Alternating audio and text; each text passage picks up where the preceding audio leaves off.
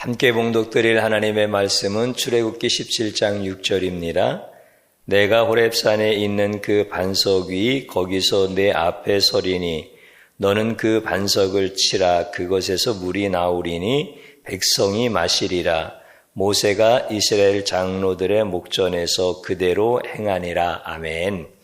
주님의 보혈로 다 씻어주시고 예배 중에 임재하시는 하나님의 은혜와 사랑 안에서 여러분의 모든 삶이 치유되어지고 회복되어질 줄로 믿습니다. 특별히 하나님께서 시간과 장소를 구별하시고 여러분들을 이미 환영하시고 환대해 주셨습니다. 말씀 중에 임재하시는 예수님, 말씀이신 예수님, 그 예수님을 오늘 또 저희들이 경험하고 예수님과 함께 한 주간 동안 승리할 수 있기를 축복합니다. 저는 오늘 반석을 치라라고 하는 제목의 말씀으로 은혜를 함께 나누고자 합니다. 이스라엘의 지도자 모세가 200만이 넘어가는 이스라엘 백성들을 이끌고 광야에 들어왔습니다. 그들은 본래 나일강 근처에서 살았던 사람들이기 때문에 광야를 경험해 보지 못했습니다. 광야에서 물을 만날 수 없을 때 그들은 극심한 갈증을 느끼게 될 뿐만 아니라 그들은 생사가 갈림길에 놓여 있는 이러한 고통을 겪게 되어집니다. 이것이 오늘 본문의 말씀입니다. 현대인을 살아가는 많은 사람들이 이렇게 인생의 갈증과 고통 속에서 힘들어하고 힘겨워하는 것들을 보게 되어집니다. 사막 한가운데 서 있는 느낌, 이것은 누구나 다 경험하고 있는 일들입니다. 현대인들에게는 물이 필요합니다. 그들이 자신의 꿈을 성취할 수 있는 이러한 에너지의 물, 능력의 물, 삶에 대한 이런 물이 꼭 필요합니다. 삶의 목표를 이룰 수 있는 것은 힘이 있어야 됩니다. 지치지 아니할 이러한 에너지가 계속 공급되어져야 됩니다. 자신의 삶을 이루었을 때 그 목표를 이룬 기쁨을 누릴 수 있는 것, 또 자신의 삶을 빛내줄 수 있는 것들, 이런 것들은 다 사막에서 갈증을 느낄 때 필요한 물과 같은 것들입니다. 오늘 현대인들은 쉴 수 있는 물이 없습니다. 앞으로 전진해 나갈 수 있는 그런 물이 없습니다. 시련을 그치게 할 수 있는 이런 물이 없습니다. 도시 사막 한가운데 비틀린 그런 가지처럼 현대인들의 삶이 목말라하고 괴로워하는 삶을 보게 되어집니다. 그래서 그들은 필요한 물을 마실 수 없으니까 퇴근하는 길에 폭탄주를 마시고 그 폭탄주가 오히려 자기를 더 해롭게 하는 것을 알면서도 그것밖에 자신의 인생의 갈증을 해결해 줄 수 있는 것을 찾지 못하여 마시게 되어집니다. 폭탄주 같은 것은 합법적인 거지만 불법으로 복용하면 안 되어지는 마약과 다를 바가 없습니다. 그래서 이성을 마비시키고 자기만 불행한 것이 아니라 가족과 다른 사람들까지도 불행하게 만들 수 있는 것인데 그것이 마치 우리의 갈증을 해결해 줄 수 있는 좋은 음료인 것처럼 그렇게 현대인들이 즐겨 마시는 이런 인생을 살아가게 되어집니다. 모세가 이스라엘 백성들을 데리고 나올 때 그 이스라엘 백성들 200만이 넘는 그 백성들은 나일강 주변에서 살았기 때문에 물 걱정을 한 번도 하지 않았습니다. 그런데 시나이 반도 그 사막 한복판으로 지나가는 중에 그들은 물이 없어서 심한 갈증을 느끼게 되어집니다. 물이 없는 곳으로 오게 되어지면은 그 갈증의 정도가 사람을 혼미케 하는 거예요. 그것으로 인해서 죽게 되어지는 거예요. 그러니까 이스라엘 백성들의 그 원망과 원성이 얼마나 큰지 모르지요. 그들은 광야에서 살면서 물이 없었던 경험이 익숙한 사람들이 아닙니다. 물 걱정이 없는 나일강 수변에서 그들은 목마름을 경험해 보지 못했기 때문에 시나이 반도 그 광야 한복판에서 그들이 겪는 고통은 얼마나 큰 고통인지 모릅니다. 지금 물이 없다라고 하는 사실을 인식하고 야 이제는 우리가 여기서 죽게 되었구나라고 하는 사실을 깨달았을 때는 분노가 솟아오르고 그리고 이곳까지 우리를 이끌어 온 지도자 모세에 대한 그 원망이 극에 달하게 되어집니다. 다 죽게 되어진 겁니다. 그런데 어떻게 지도자를 그냥 내버려 둘 수가 있겠습니까?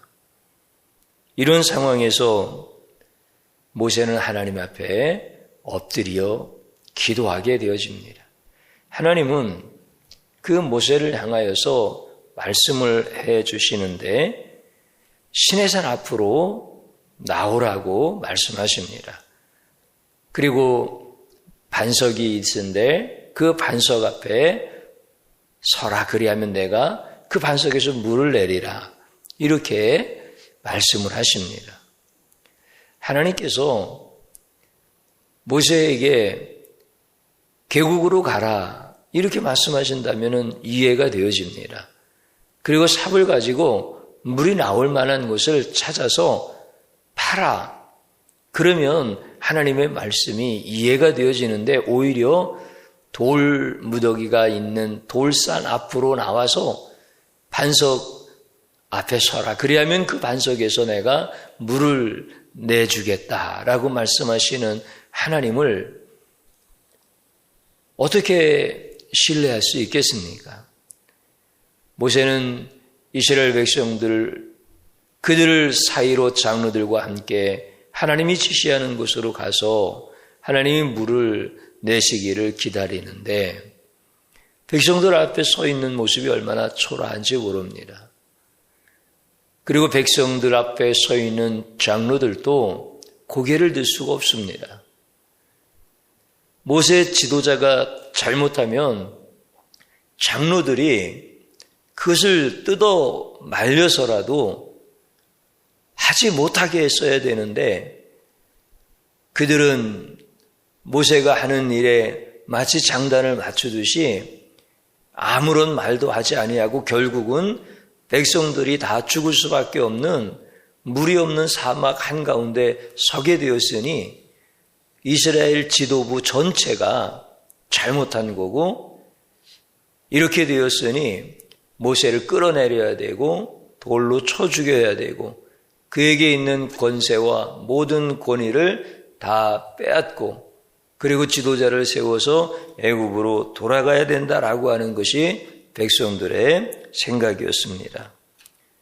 다들 죽게 생겼으니까 그렇게 원망하고 그렇게 모세를 향하여 대적하는 것은 당연할 것입니다. 하나님께서 인간을 처음 에덴 동산에서 만드셨을 때 몸의 70%가 물로 되어진 존재가 바로 인간입니다. 인간은 물이 없으면 살 수가 없습니다. 낙타와 같은 경우는 물혹을 하나님께서 만들어 주셔서 그곳에 물을 저장하게 하십니다. 그래서 물이 없는 사막에서도 3일이고 4일이고 저장한 물을 조금씩 공급받으면서 충분히 살 수가 있습니다. 그러나 인간은 그렇지가 않습니다. 서너 시간을 물을 마시지 못하면 갈증이 일어나고 하루 이틀을 지나간다라고 하는 것은 너무 괴로운 일입니다. 사막에서 하루나 이틀 물을 마시지 못하면 인간은 죽을 수밖에 없는 존재입니다. 하나님께서 처음 만드신 에덴 동산은 이렇게 물이 필요한 인간들에게 하나님은 그 물을 충분히 마실 수 있도록 인간이 굳이 그 물을 찾아서 사방으로 헤매지 아니하도 물을 충분히 마실 수 있도록 하나님께서는 인간을 만드셨고 아름다운 장소에 두신 것입니다. 그래서 에덴에는 큰 4대 강이 흘러서 어디에서든지 맑은 물을 실컷 마실 수가 있었습니다. 그러나 인간이 하나님과 높아지려고 타락하고 하나님의 뼈에 쫓겨남을 당했을 때 그들은 이제 물을 스스로 찾아야 됐고 물이 없으면 죽을 수밖에 없는 이런 갈증을 겪으며 살아가는 인생이 되어진 것입니다. 육체의 목마름뿐만이 아니라 인간의 삶의 그 목마름, 죄의 갈증으로 인하여 나타나는 그 목마름, 이것은 어디에서도 해결할 수가 없습니다. 그것을 해결하느라고 그렇게 갈증을 겪고 살아가는 현대인들이 야, 물을 찾았다 하면서 시원한 냉장고의 물을 마신다고 한들 그들의 삶의 갈증이 해결되어질 수 있겠습니까? 그럴 수 없으니까 퇴근할 때 폭탄주를 갈증을 해결하는 도구로 마시고 그것은 결국 내면과 영혼과 마음을 파괴하고 온전한 정신이 사라지고 마음이 다 녹아져 내리는 그리고 참았던 절제가 한순간에 무너지게 하는 이러한 인생을 살게 하는 것이죠. 그래서 그 인생의 삶의 갈증을 해결하지 못한 사람들은 어느 한순간 짐승처럼 돌변하기도 하고 또 누구를 미워하기도 하고 책임을 전가하고 욕을 하면서 자기의 갈증을 풀어보려고 하지만 그렇지 않고 결국은 자신과 가족들과 이웃들까지도 병들게 하는 이런 죄악의 갈증을 느끼면서 살아가는 비극적인 삶을 살게 되는 것입니다. 예수님은 이스라엘 백성들의 그 갈증을 해결해 주고 싶어 하십니다.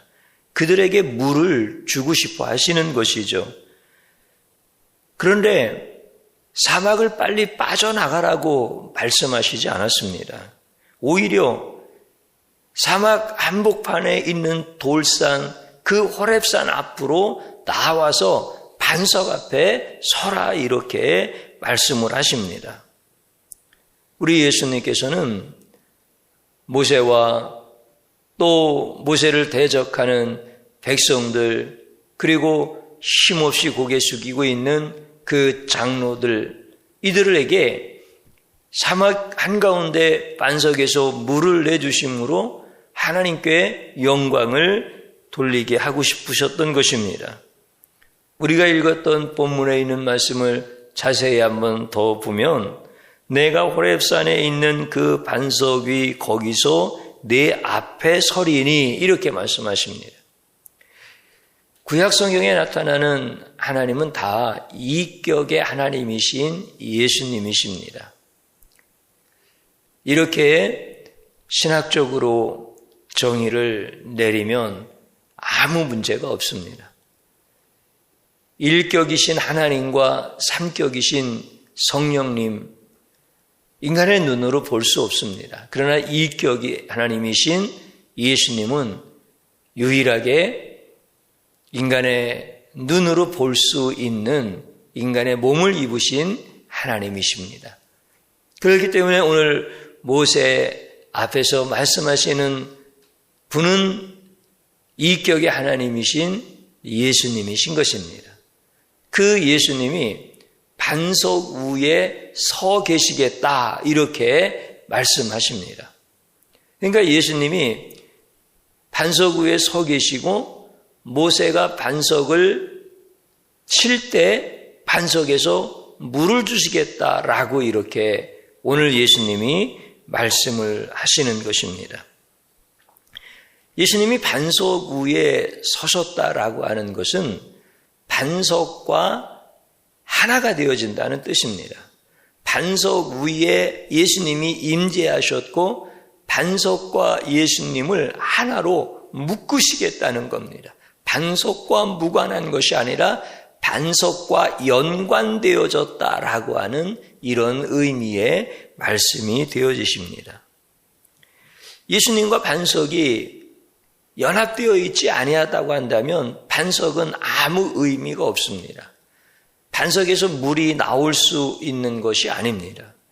그런데 예수님과 반석이 하나로 묶여서 그곳에 임재하신 예수님이 계시면 반석에서 물을 내시겠다라고 하는 것입니다.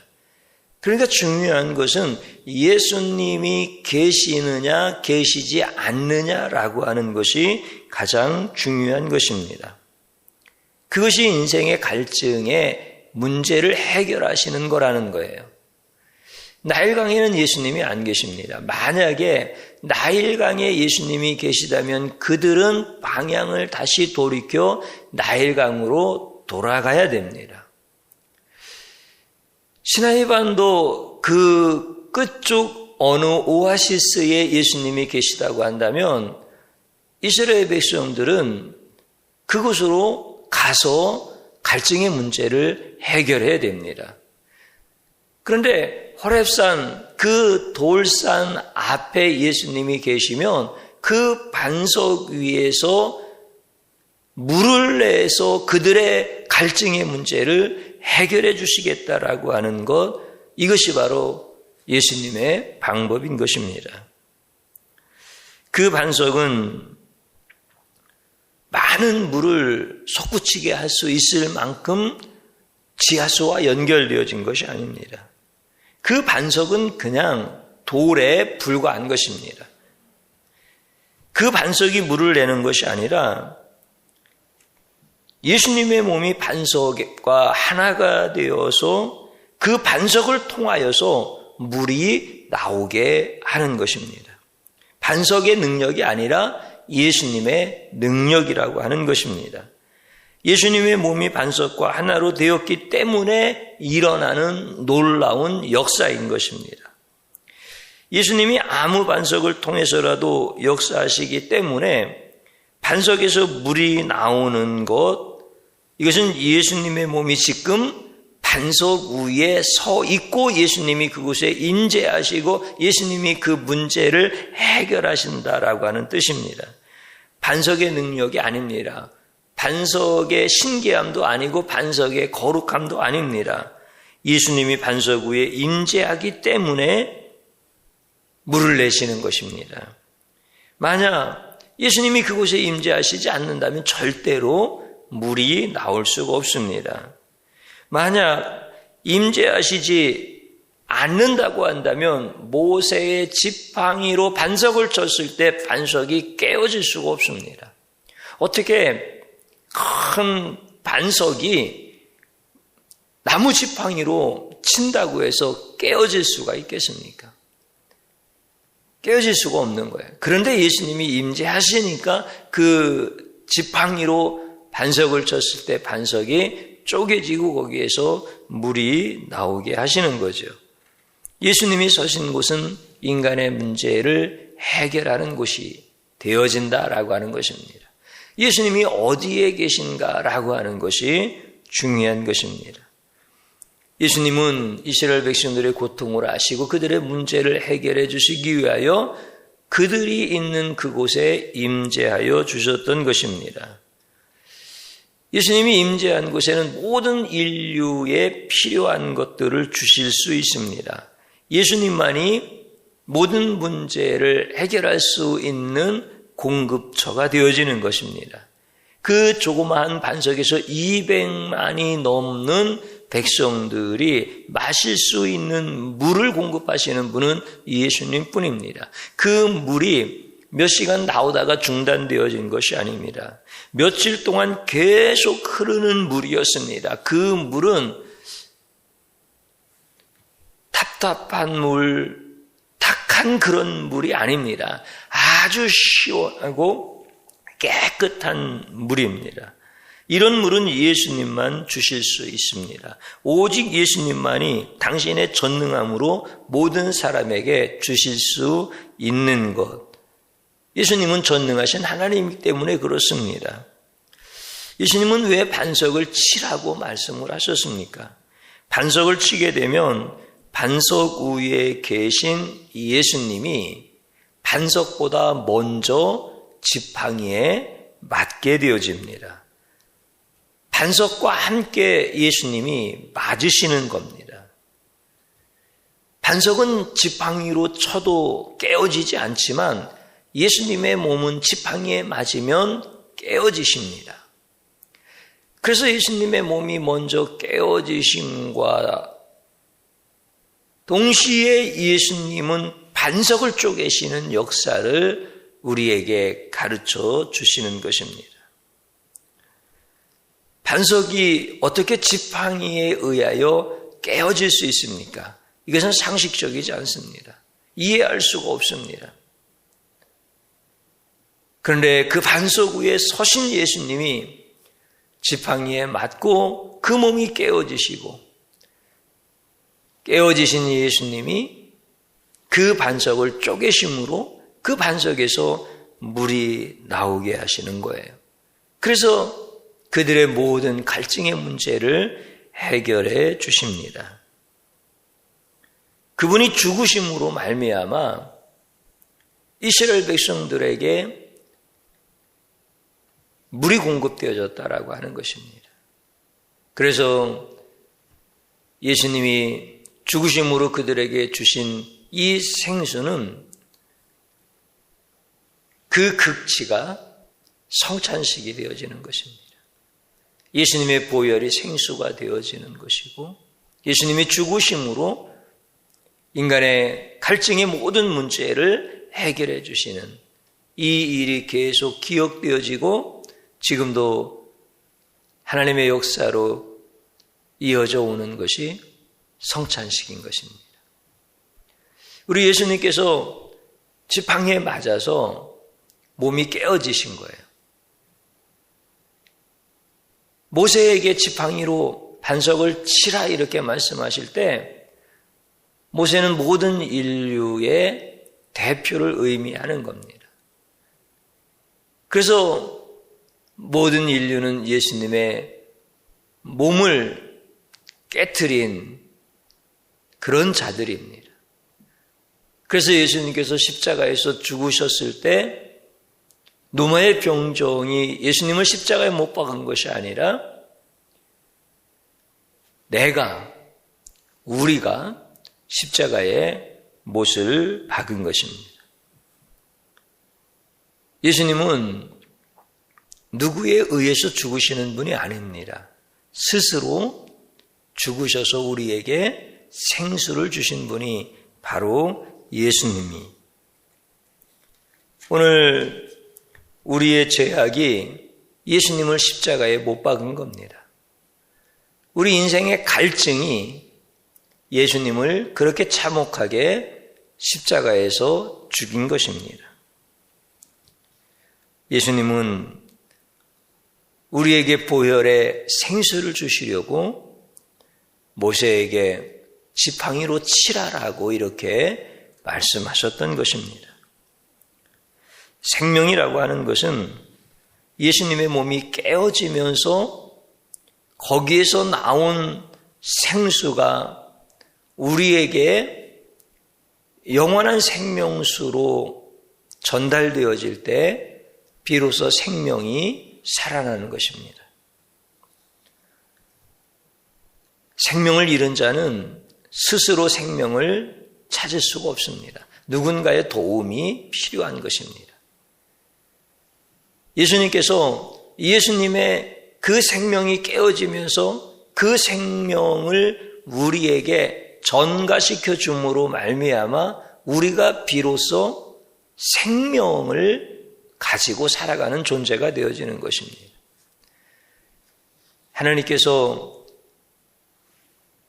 흙덩이 한 주먹에 불과한 그 인간의 모습에 생기를 불어넣으셨을 때 생명이 되어지는 것처럼 우리가 살아있으나 예수님의 생명을 전가받지 못하면 죽어있는 존재, 흙 한 덩어리에 불과한 존재이지만 예수님의 생명이 우리에게 전가되어지면서 우리는 비로소 생명을 얻게 되어지는 것입니다. 이것이 영원한 생명인 것입니다. 그래서 우리는 예수 생명을 마셔야 됩니다. 생명이란 반드시 생명으로 대체가 되는 것입니다.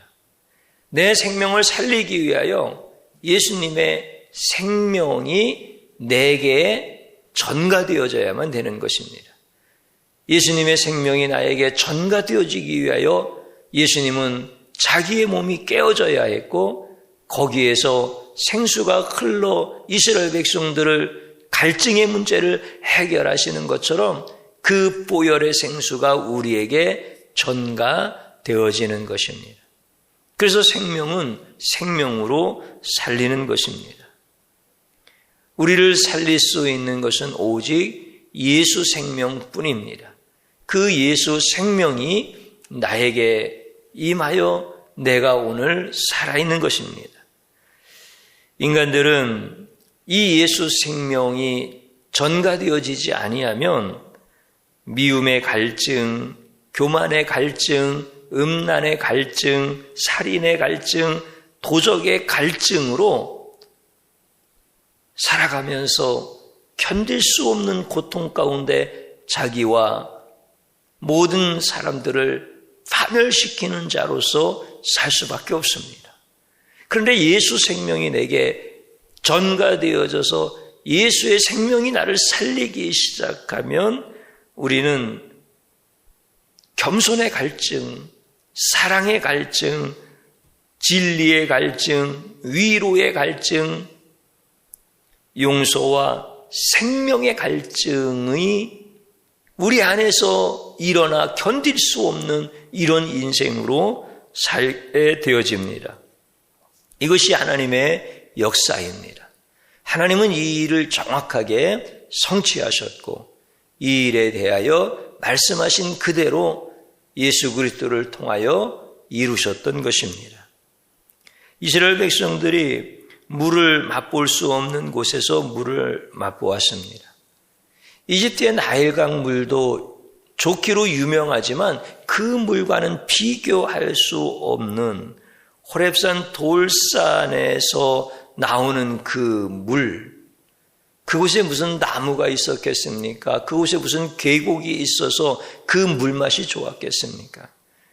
그렇지 아니하고 반석이신 예수 그리스도로부터 나오는 그 생명수는 어떤 곳에서 먹을 수 없는 이러한 너무나 맛있는 물, 시원한 물, 살리는 물. 그래서 그 물이 반석에서부터 흘러나와서 이스라엘 백성들의 장막을 쳐놓은 곳곳으로 흘러 들어가면서 그들은 더 이상 사막이지만 사막 같지 않은 삶을 사는 거예요. 그래서 그들은 더 이상 이제 물을 구하는 인생이 아니라 예수님을 구하는 인생으로 변화되어지게 됩니다. 물을 구하기 위하여 반석 앞에 섰을 때 모세의 모습은 초라했습니다. 장로들의 모습도 힘이 없었습니다.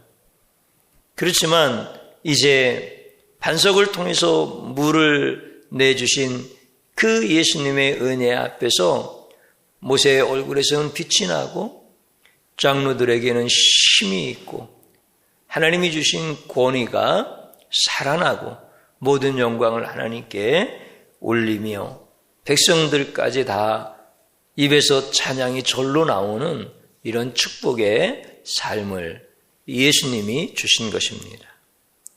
예수가 주시는 생수는 고통을 잠시 잊게 하는 폭탄주와 같은 게 아닙니다.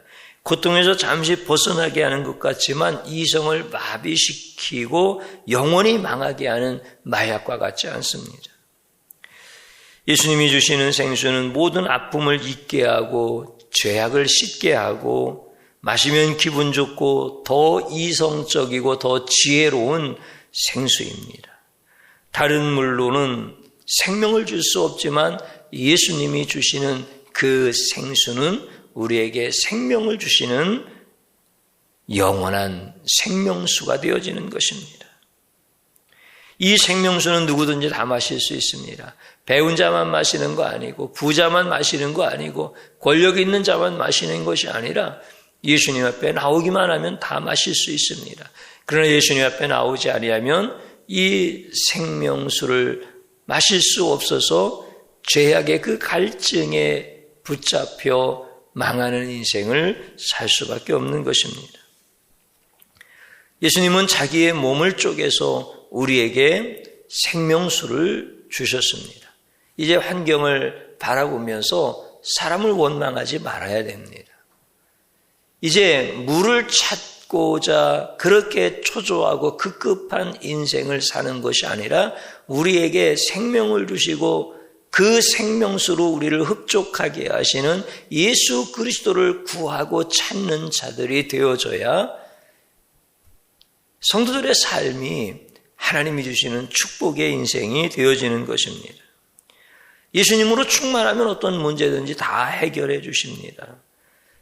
어떤 곳이든지 시원한 생수가 콸콸 흘러서 그들로 하여금 살게 하시는 것이 바로 예수님의 은혜인 것입니다.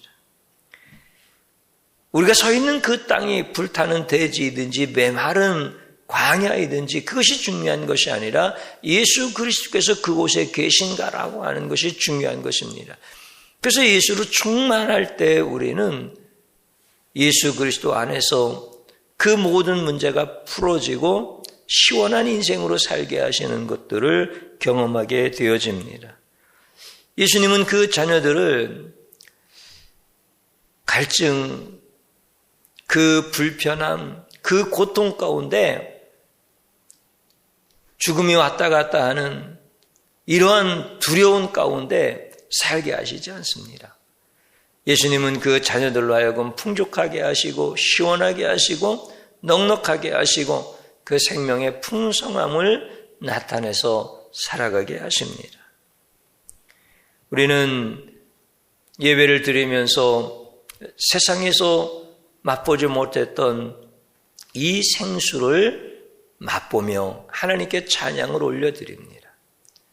이것이 매주 하나님 앞에 모일 때마다 주시는 은혜가 되어서 성도들의 영혼이 살아나고 마음이 기쁘고 특별히 어린 자녀들이 그들의 영혼이 춤추는 것 같다라고 고백하면서 이렇게 하나님 앞에 세워져가는 아름다운 공동체로 우리 예수님께서 은혜를 주신 것은 우연하지 않습니다.